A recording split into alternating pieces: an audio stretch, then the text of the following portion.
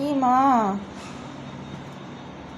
Ashby Ashby শুয়ে শুয়ে আরাম করতেছে। আর ওদের মা হচ্ছে এখানে ক্যাট ফুড খাচ্ছে। তো এত সকালে তো মুরগির দোকানও খোলে নাই, বা আমি যেখানে মানে মাছ রেখে আসি ওরাও এখনো ঘুম থেকে ওঠে নাই। তুমি আবার সামনে এসে ল্যাঞ্জা খাওয়া করে দাঁড়ালে কেন? সরো এদিক সরো, ওইদিকে যাও। যেই ভিডিও করতে আসি সেই তুমি সামনে চলে আসো। দেখেন বাবুগুলোকে শুধু দেখেন, সিনথির বাবু। আর আজ অথবা কালকের মধ্যে আমার জেনির বেবি হয়ে যাবে।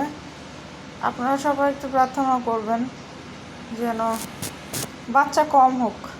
আমি চাই বাচ্চা কম হোক, কিন্তু বেশি বাচ্চা হয়ে মারা যাওয়াটা আমার কাছে মানে এত খারাপ লাগে, মানে খুবই খুবই খারাপ লাগে।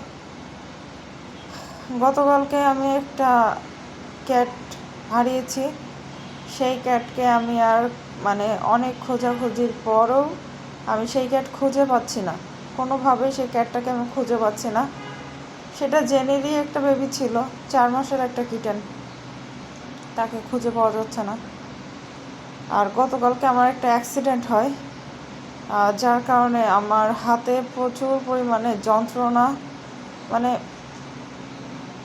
এক্সরেতে কি আসে বলা যাচ্ছে না। এখন কোনো কাজ বাজ কিছুই করতে পারি না। আর আমার বাসায় যেহেতু আমি একা থাকি, তো কেউই তো নাই, হ্যাঁ কেউই নাই, অনেকে থেকেও নাই, ঠিক আছে। তো আমার বাসায় তো আমি একাই থাকি, তো আমার জন্য খুবই সমস্যা হয়ে যাচ্ছে। তার মধ্যে ওই কিটেনটা কীভাবে যে কী হলো আমি মানে কিছুই বুঝলাম না।